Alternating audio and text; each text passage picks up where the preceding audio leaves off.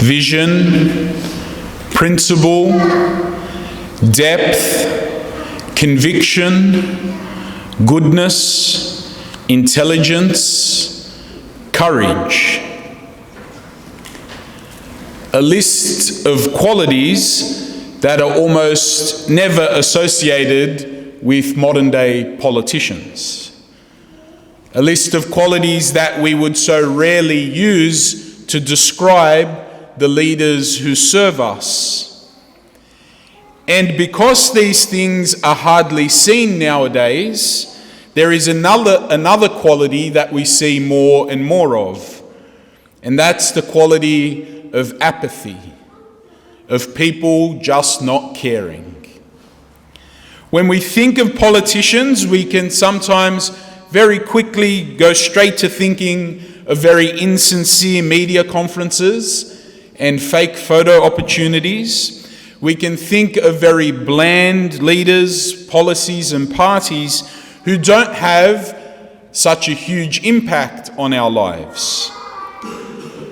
And for some of us, perhaps the biggest effect of the upcoming election next weekend is that there's going to be an inconvenient disruption to our time on Saturday. And then on Sunday morning, we'll wake up and life will roll on as normal. Doesn't matter which party gets in. And as Catholic voters preparing for a federal election next week, our apathy can be more acute. At this particular election, as Catholic voters, it's very clear that there's certainly no party as a whole and very few individual candidates who represent what we would want to see in politics. And as we said a couple of weeks ago, don't let the sudden conversion of so many politicians coming to mass over the last few weeks fool you. I can certainly sympathise with apathy, most definitely, not caring about politics.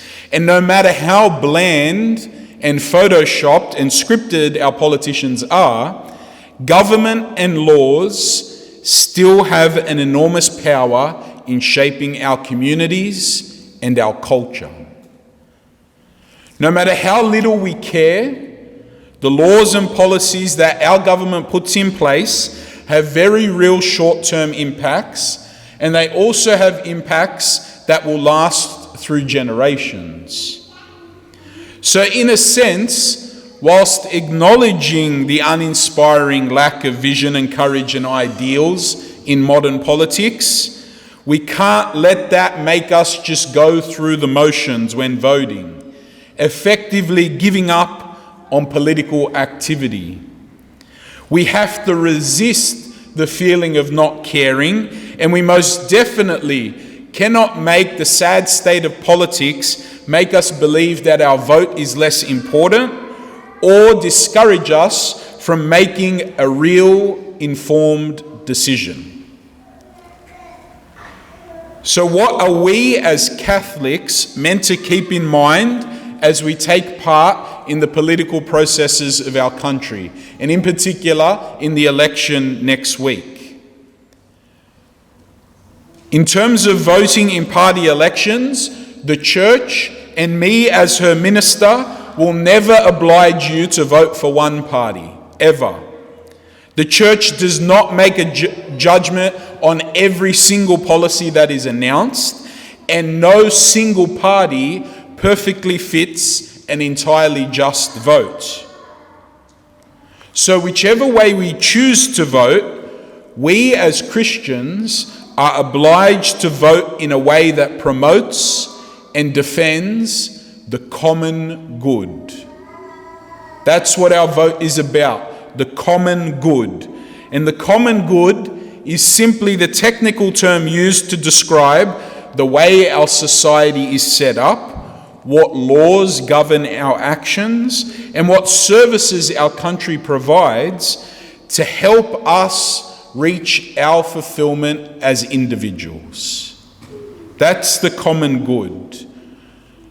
It's the way we structure our society to help each person reach lasting fulfillment. And so when we're casting our vote next weekend, we should be asking ourselves, does my vote contribute to the common good? Or in other words, does my vote lead to Australia becoming a place where it's easier for everyone to reach their fulfillment as good, flourishing human beings?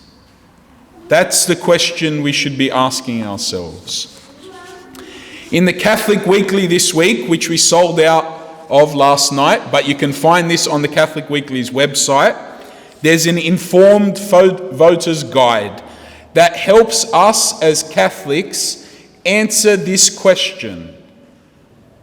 It goes through some of the major policies of the major parties and a couple of the minor parties on issues of the common good to help us understand, well, if I vote for this party or that party, how will they contribute to the common good, or how may they harm the common good? And very important aspects of the common good are covered in the voter's guide, such as individual human rights, such as the right to life, the right to religious freedom. The guide covers education and its funding, healthcare and its funding, care for the vulnerable and underprivileged. So this is not a guide to tell you who to vote for. It's simply a source of information for you to inform your conscience so that you can vote in a way that contributes to the common good. Care for the vulnerable, most especially the unborn baby in the womb and the terminally ill and elderly, remain the most important of issues. They will always be the most important of issues. St. John Paul II famously said, "A society will be judged on the basis of how it treats its weakest members. And among the most vulnerable are surely the unborn and the dying."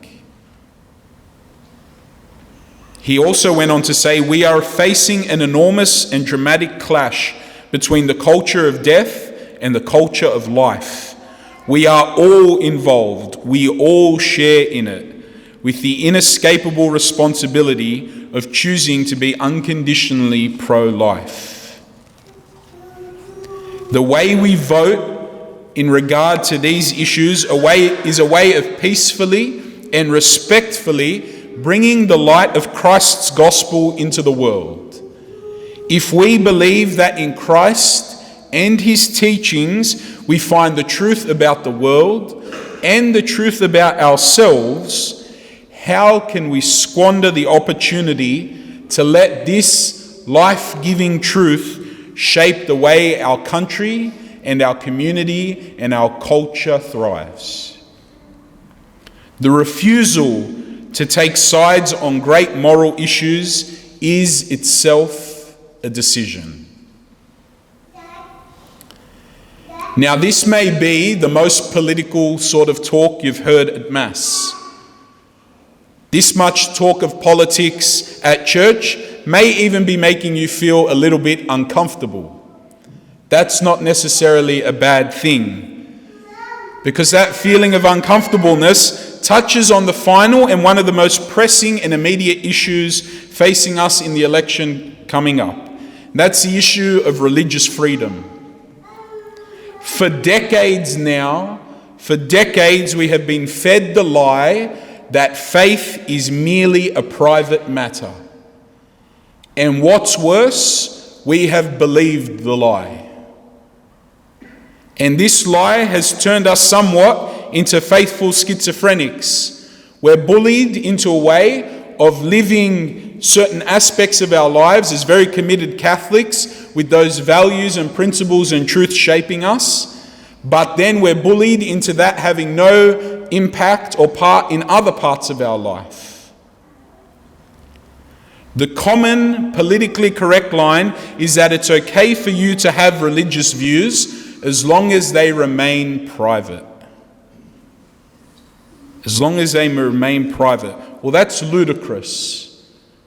Following that logic is ludicrous, because in that logic, any view across the political, cultural and social spectrum, any viewpoint that anybody has, no matter what the motivation, no matter what the underpinnings or the philosophy behind it, it has freedom.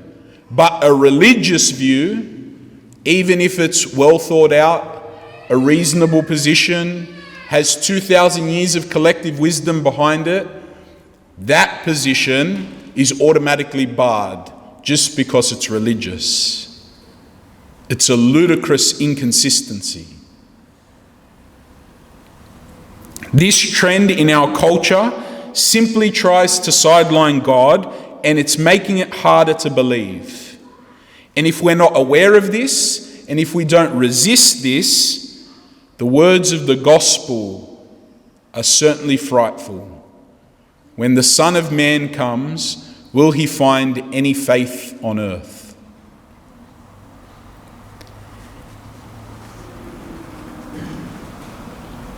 If we want bold politicians of conviction and goodness and courage, we have to be bold citizens of goodness, conviction and courage.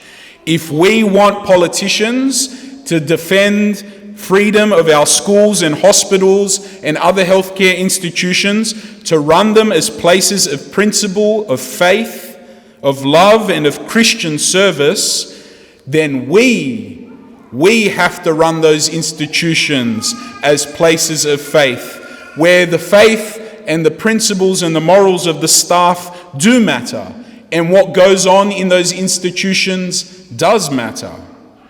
If we want politicians to be people of depth, we need to show them that we are people of depth, that we are not just simply a group of people to be marketed to with advertising campaigns, but for them to fight for us, for goodness and truth, we have to fight for goodness and truth.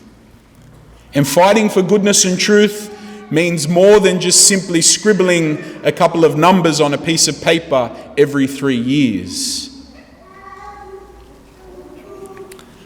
I'll finish with a quote from Fulton Sheen, Archbishop Fulton Sheen. A democratic nation always gets the kind of politicians it deserves. If a time ever comes when religious Jews, Protestants and Catholics ever have to suffer under a totalitarian state which would deny them the right to worship God according to the light of their conscience, it will be because for years they thought it made no difference what kind of people represented them in Parliament. It will be because for years they abandoned the spiritual in the realm of the temporal.